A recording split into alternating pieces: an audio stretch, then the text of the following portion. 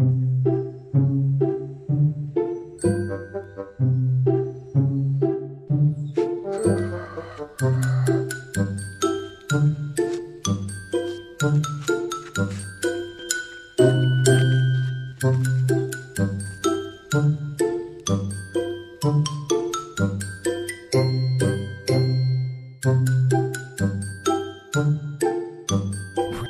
ดีครับผมพักได้สารบานเฮาครับมื้อนี้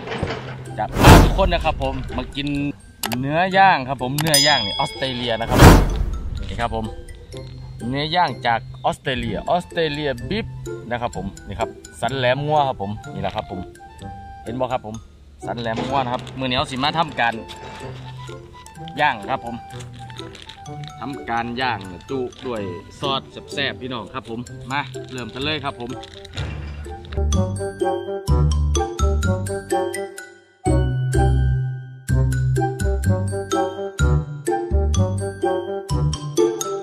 หลังจากนะครับเอาใส่เตาถ่านเนี่ยนะพี่น้องครับผมนี่แหละสุดยอดเลยครับผมกำลังได้การครับกำลังได้การเลยสุดยอดแล้วครับผม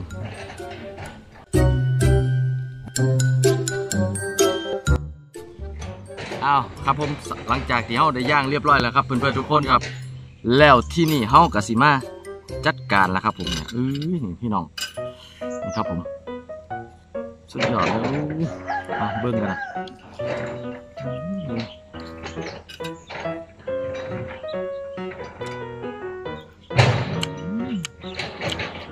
สุดยอดเลย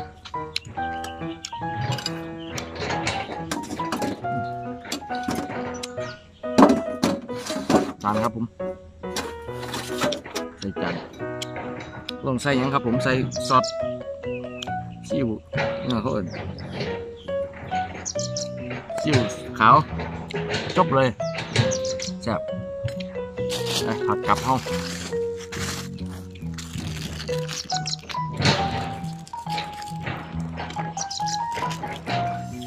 สุดยอดโอ้ลมมาครับมานี่น้องพริกหวาน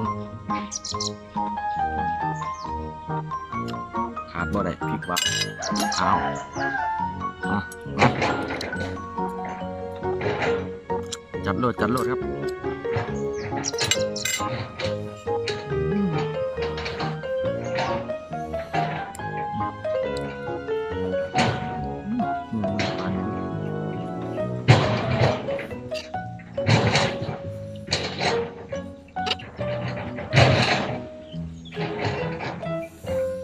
ทางก็เจ้าเฮ็ดสะพานครับผม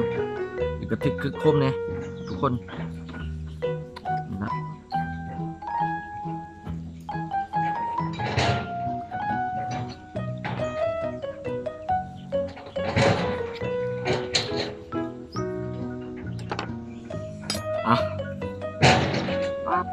จิ้มซอสพี่น้อง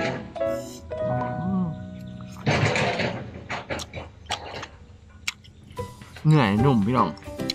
ทุกคนนุ่มมันมีรสชาติข้าวครับนุ่มหอมเพื่อนๆไปกินน้ำกันเด้ไปกินน้ำกันครับ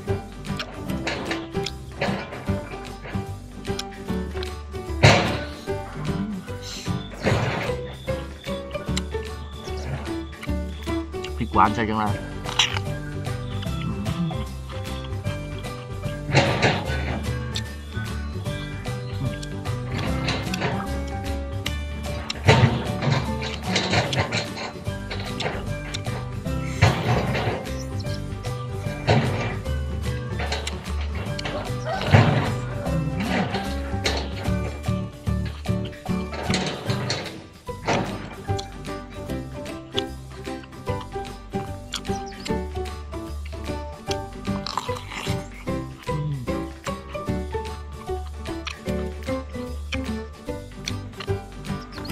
สุดยอดเลยพี่น้องน้ำซอส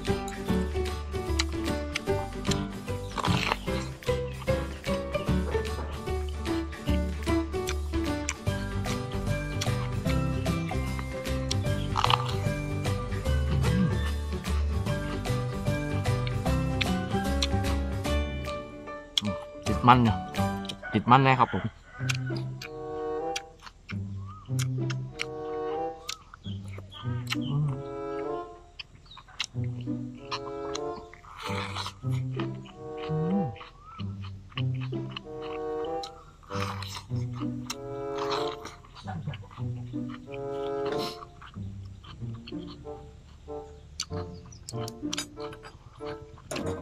สุดยอด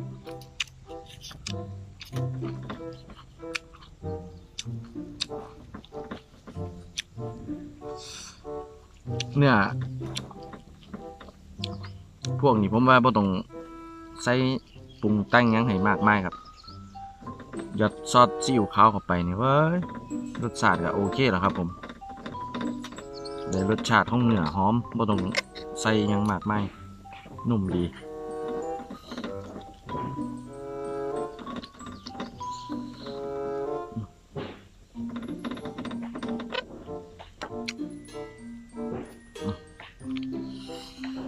เอา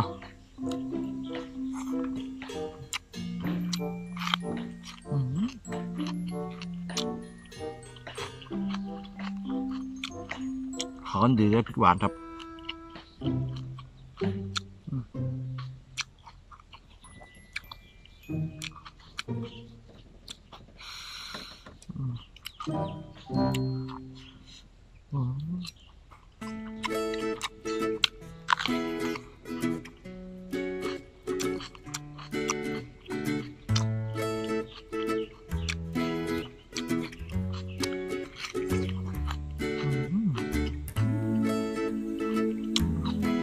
very good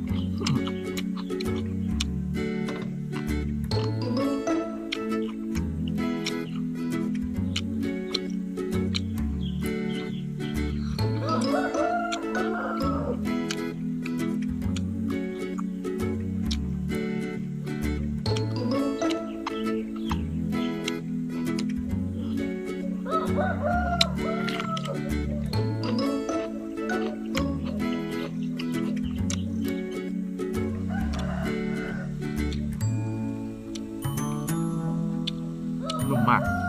เพื่อนๆ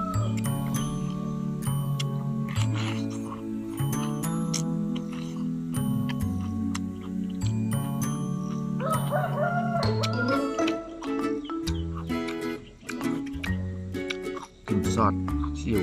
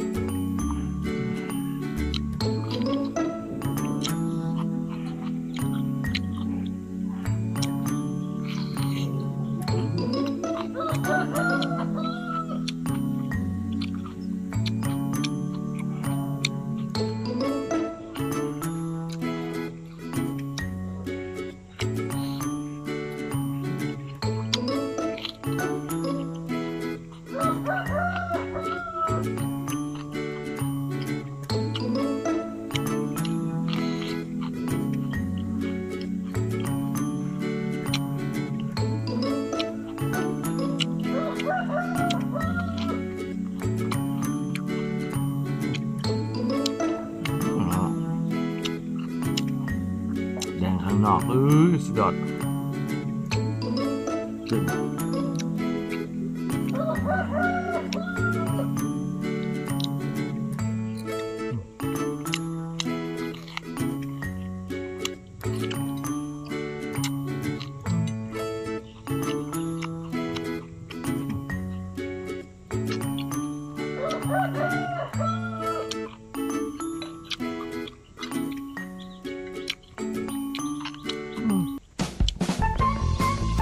แล้วน้อยนึงพี่น้องจะให้หมูกันกินนำนะครับผมเมนูนี้ผมให้10 เต็มเลยพี่น้องสุดยอดเพื่อนๆทุกคนนะครับ ถูกใจทริปนี้อย่าลืมกดแชร์กดไลค์กด Subscribe นะครับผมสำหรับทักด้วยสารมันเอาไว้สำนี้นะครับทุกคนสวัสดีครับ